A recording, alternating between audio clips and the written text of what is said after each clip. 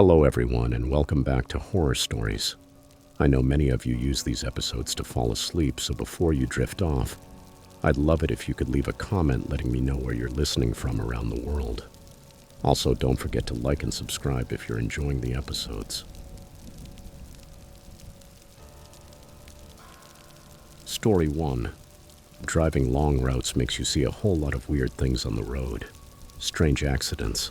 Cars abandoned in the middle of nowhere. People walking along the highway miles from anything. You get used to it.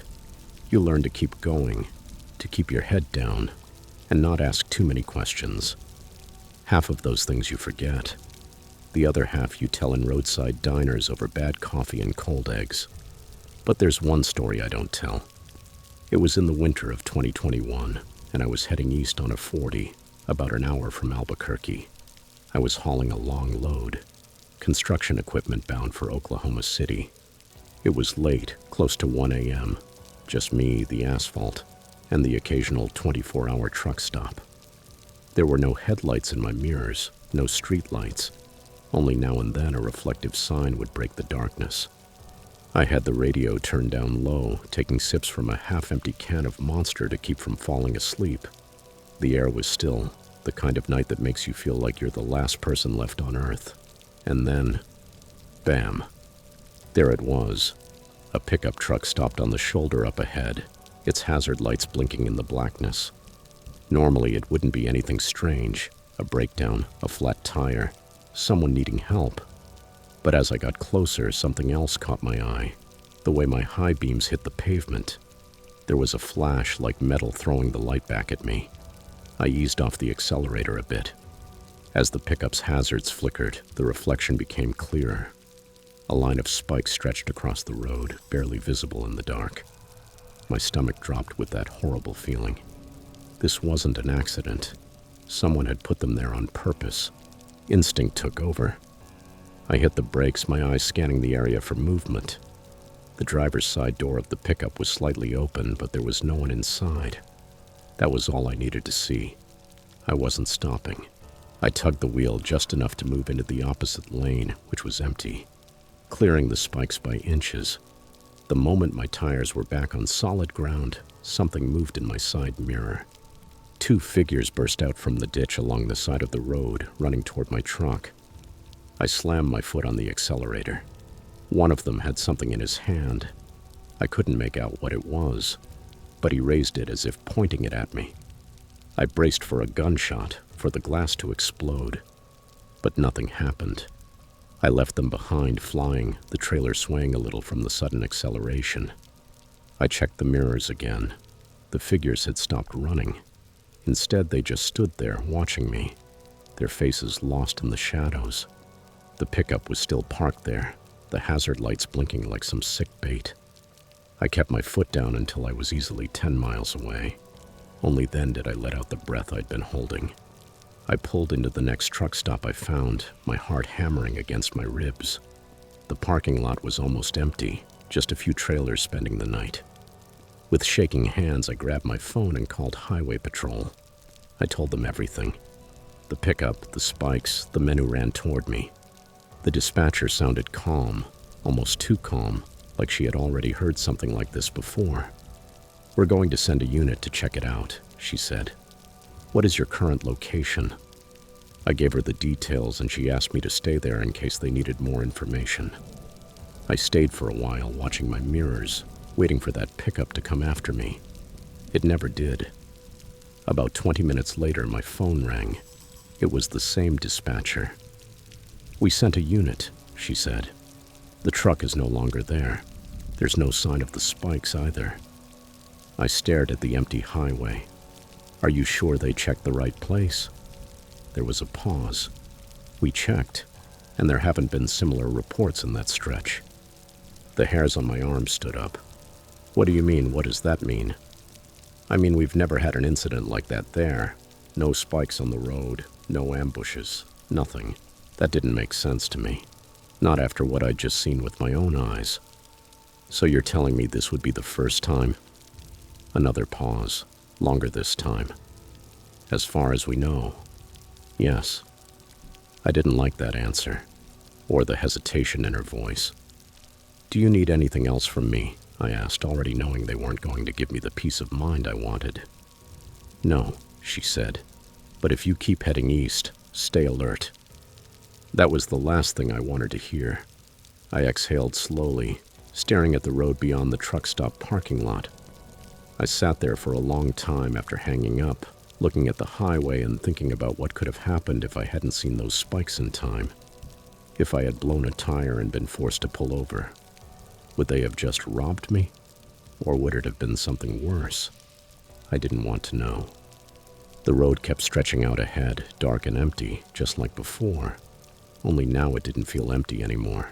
It felt like something was waiting. And worse yet, whatever it was had chosen that night to start. In the end, I got back on the road. I finished my route, delivered the load. But I couldn't stop replaying it. The way those guys shot out toward my truck, how they later just stood there watching me drive away, and how the pickup vanished before the cops got there, like it had never been there at all. For weeks after that night, I kept my eyes wide open for anything out of place. Every time I passed another vehicle on the shoulder, I tensed up, looking for signs of another trap. And then, about a month later, I overheard a conversation at a roadside restaurant. A couple of truckers were talking about an attempted ambush on another highway. The setup was almost identical. Spikes on the asphalt, a fake breakdown, masked men lying in wait. But the driver in that case wasn't as lucky. He pulled over thinking he could help. They jumped him. They took everything from him, even the truck. They found him later, abandoned miles away, completely cleaned out. They never caught the people responsible. That conversation stuck with me. It made it clear that there are people out there just waiting for an easy target. Now, every time I see a car pulled over on a deserted highway, I slow down. Not to stop, but to look closely. Because out there in the middle of nowhere, you don't always get a second chance. Story 2. By then, I'd been delivering pizzas for about 6 months. It wasn't the best job in the world, but the money wasn't bad and the tips were a nice bonus. The only thing I really hated were the night shifts. There's something about driving down empty streets in the middle of nowhere that gets under your skin over time. That night I was on my way home after my last delivery. It was a little past midnight and I was exhausted. I'd spent my entire shift zigzagging all over Sacramento, and all I wanted was my bed. I took the back roads to get home, faster, less traffic, and honestly easier than dealing with drunk people on the main avenues. About 10 minutes into the drive, I noticed headlights behind me. At first, I didn't think much of it. It was a quiet 2-lane road with almost no streetlights, so any car in the distance stood out. But there was something strange about the way that vehicle was moving. It wasn't just behind me, it was way too close. I tapped the brake lightly, a polite signal that basically said, "Back off." Nothing. If anything, the driver got even closer. "All right, buddy. If you're in such a hurry, just pass me," I thought. I moved into the right lane, expecting them to go around. Instead, they matched my speed. I took a quick glance in the rearview mirror. The headlights were blinding me, making it impossible to see inside, but I could feel whoever was behind the wheel watching me. My fingers tightened around the steering wheel. Maybe it was just an impatient driver, someone being stupid. I pressed the accelerator a little, going up to 55. They did the same. Still there. My pulse started to race in time with the car. This wasn't normal. I reached for my phone, which was still in the cup holder. But what was I going to say? "Hi, 911. There's someone driving behind me." I tried to let it go. Maybe it was just a coincidence. Maybe they swerved. I barely had time to react before the car cut into my lane right in front of me. I yanked the wheel hard, the tires screeching as I veered onto the shoulder. My heart slammed against my chest. "What the?" I gasped, trying to steady the car. The other driver didn't keep going. They slowed down. Now they were in front of me, crawling along at 30 miles per hour. I had to get out of there. I took a deep breath and forced myself to think. If I could just make it to a more crowded area, I'd be fine. I'd lose them in traffic. I just needed to. They slammed their brakes. I slammed mine. The tires screamed as I barely avoided rear-ending them. My whole body lurched forward and the seatbelt dug into my chest. The car stayed there, not moving. No hazards. Nothing. Screw this. I threw it into reverse, backing into the opposite lane. The second I did, their headlights came back on. The next thing I knew, they were coming straight at me, full speed. I didn't think, I just reacted. I hit the gas and shot forward. The wheels slipped as I tore off onto a side road that turned so sharp I almost lost control. The car followed me. I felt my breath catch in my throat. Why wouldn't they stop? I floored the accelerator, gripping the steering wheel so hard my fingers hurt. The road twisted through empty fields. No streetlights, no houses, just endless darkness ahead of me and behind me. That car still glued to my bumper. I could feel the adrenaline flooding my body, making my hands shake as I tried to keep control. If I crashed, if I skidded out, if the engine failed, I was on my own. I looked in the mirror again, hoping, praying to see them turn off. Instead, they were gaining on me. I took another deep breath, trying to stay calm. Think. There was a curve coming up, left or right. It didn't matter. I jerked the wheel to the left. They shot past. For the first time in what felt like forever, I had space. I didn't stop. I didn't ease up. I kept driving, tearing through the back roads like my life depended on it. Maybe it did. I stayed on that route for another 20 minutes, until I finally made it back to the main road. My hands were shaking, slick with sweat against the steering wheel. Then the headlights appeared again, but this time in front of me. I almost stopped breathing. There it was, the same car, pulling into a driveway like nothing had happened. I slowed just enough to look. The driver got out. An ordinary-looking guy, middle-aged, wearing a jacket. Not a monster. Not some horror movie villain. But when he turned toward me, he smiled. A slow, knowing smile, like he'd won. I didn't stick around to find out more. I hit the gas and got out of there. I don't know why he did it. Maybe it was some twisted game. Maybe he was looking for an easy victim. But that night I learned something. There are people who just want to see you panic. And I'll never forget the way he looked at me, like he was waiting for me to come back.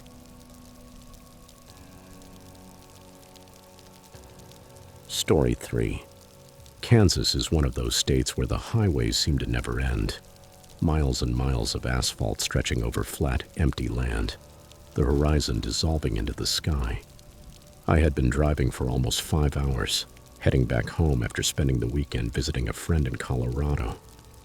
It was the spring of 2020, early March, when the world was beginning to feel uneasy. The roads were almost empty, the night air was cool, and my gas tank was running dangerously low. I had already passed several big rest stops, but I kept telling myself, just a bit further, I'll fill up at the next one. That was a mistake. Now I was in the middle of nowhere, with the fuel needle hovering dangerously close to empty. I hadn't seen another car in almost an hour. My phone signal kept jumping between one bar and none. I needed a gas station badly. I finally saw one, a small rundown station just off the highway. The neon sign buzzed weakly, flickering between the word open and a scrambled mess of dead lights. There were no other cars parked there. Normally, I would have just kept driving. Places like that, isolated, empty, half-broken, have never exactly inspired confidence in me. But I didn't have a choice. I pulled into the lot, the gravel crunching under the tires. The station had 2 old pumps and a tiny convenience store attached to the side.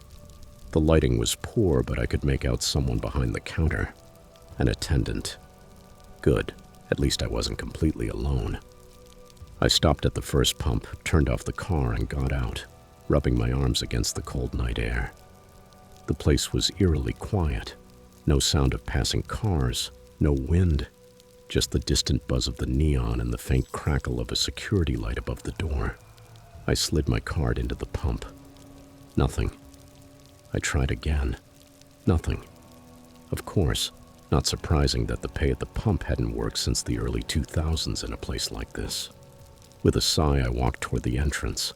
The bell above the door chimed as I stepped inside. The attendant, a thin man in his mid-50s, graying hair and tired eyes, looked up from his newspaper. He didn't greet me. He just followed me with his gaze as I approached the counter. "I need to fill up," I said. "Pump 1." He didn't move, didn't even blink. For a second, I thought maybe he hadn't heard me. Then, in a low, flat voice, he said, "Go back to your car and leave." I blinked. "Sorry, what?" His expression didn't change. His sunken, exhausted eyes stayed locked on mine. "Go back to your car and leave. Don't look back." I let out a nervous little laugh, glancing around. Maybe he was joking. Maybe this was some small-town way of messing with outsiders. But the way he was looking at me wasn't funny at all. I glanced at his name tag, Frank. Is the pump broken?" I asked, taking a small step back toward the door. Frank didn't answer. He just shook his head slowly. It wasn't a no, it was a don't ask. The hairs on the back of my neck stood up. Something was wrong. I turned toward the exit, and in the reflection of the glass, I saw the movement behind the gas station. 2 shadows. I spun around. The men stepped into the halo of the security light. One tall and broad-shouldered, wearing a filthy flannel. The other thinner, a hood pulled up over his face. They hadn't been there when I arrived. They had been waiting. My stomach twisted. Frank stepped forward. His voice was barely more than a breath now, a whisper. "Go. Now." I didn't hesitate. I yanked the door open and bolted for the car. Out of the corner of my eye, I saw them move, fast. I fumbled with my keys. "Come on, come on, come on." The tall one was already halfway across the lot. He wasn't running wildly. He moved with calm certainty, like someone who knew you had nowhere to go. I threw myself into the car, flung the door shut, and hit the lock as soon as my back touched the seat. The moment I turned the key, the headlights came on, and that's when I saw their faces. The tall one's lip curled into a sly smile. The hooded one stared straight into my eyes. I barely had time to process it before the tall one lunged. Bam! He slammed his hand against my window. I screamed, slammed the car into reverse without thinking. The tires screeched as I shot backward, nearly running over the second guy. He didn't flinch, didn't even step back. He just stood there, watching. I shifted into drive and floored it. The gas station blurred into a streak of darkness behind me. In the mirror, I saw Frank step outside, standing at the edge of the circle of light, his face stern, like someone who had seen that scene play out before, someone who knew exactly what would have happened if I had stayed. I didn't slow down until I reached the next town, almost 40 miles down the road. I pulled into a well-lit station, parked under a security camera, and tried to calm myself down. My hands were still shaking. What the hell had just happened? I took out my phone, but I still had no signal. A knot formed in my stomach. If something had happened to me back there, if I hadn't listened to Frank, no one would have known. Finally, the signal came back. I called the county sheriff's office. They weren't surprised. "Yeah," the deputy sighed. "We've gotten a few reports about that place. People stopping to get gas, and some very bad things happening to them." My blood ran cold. "Did you catch them?" I asked. There was a pause. "No," he admitted. "Every time we go to check it out, there's no one there." I felt sick. He gave me his number in case I remembered anything useful, but I knew I wouldn't call. There was nothing more to say. Just 2 men waiting in the dark and an attendant who had already seen too many bad things happen to innocent people. Sometimes I still think about Frank. I believe he was just a decent guy, trying to warn people, and I wonder how many didn't listen to him.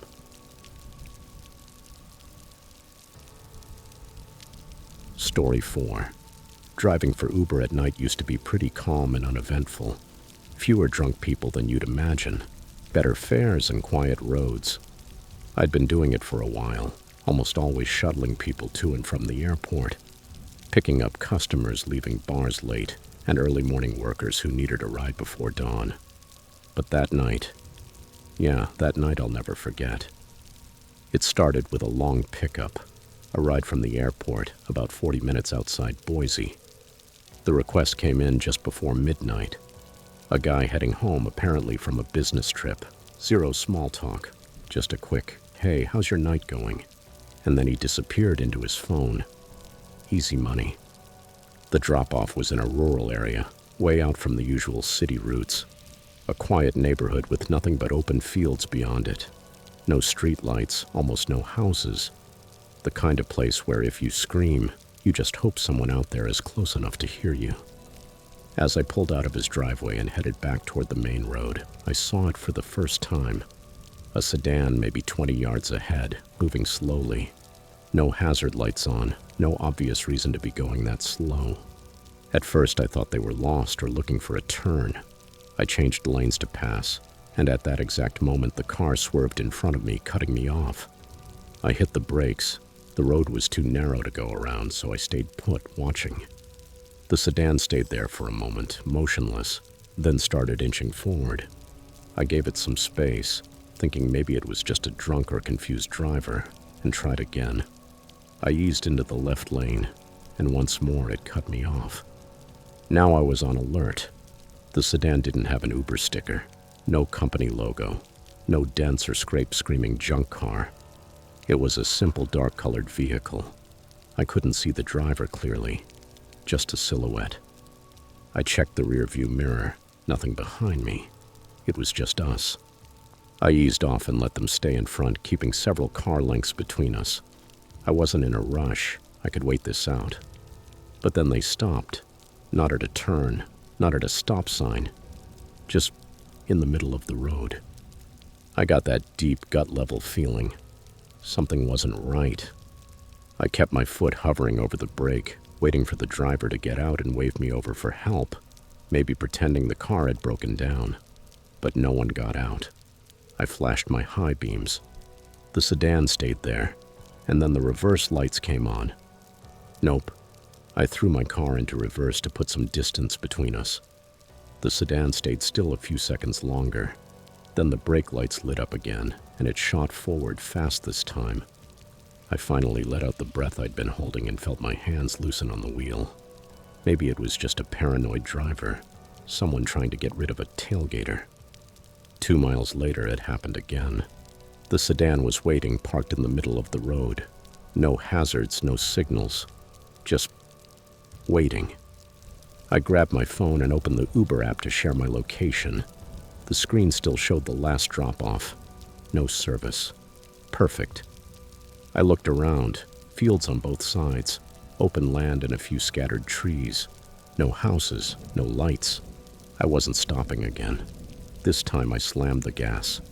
As soon as I accelerated, the sedan took off too. I tried to pull around it, and it mirrored my move. I leaned on the horn long and loud. My heart was pounding. This wasn't a lost driver anymore. They were messing with me.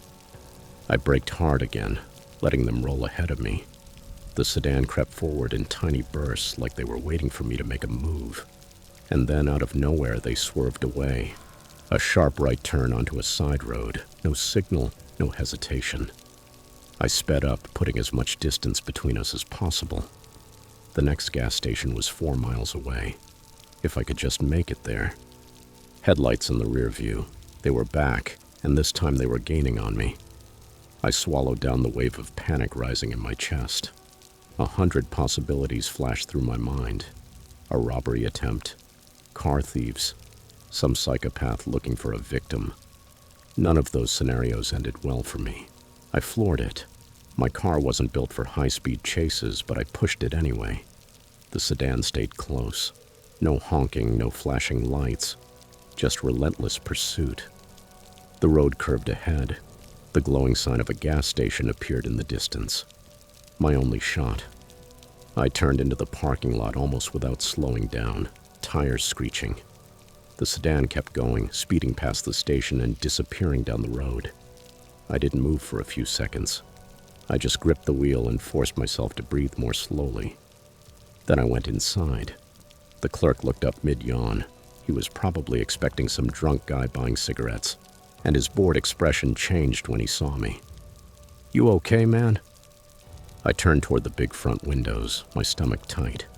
The sedan was back, creeping along the shoulder, rolling past the station at a slow pace. I moved farther into the store, out of its line of sight. The clerk frowned. "Hey." I raised a hand. "Just wait." The sedan rolled by in front of us, its windows completely black. As it passed under the station lights, I finally got a glimpse of the driver, a middle-aged man smiling. Then he waved at me. It wasn't a mocking gesture. It wasn't some casual flick of the wrist. The way he did it, it was like he knew me, like he was sure I would understand. I didn't move until the car disappeared completely. The clerk let out a low whistle. "That guy with you?"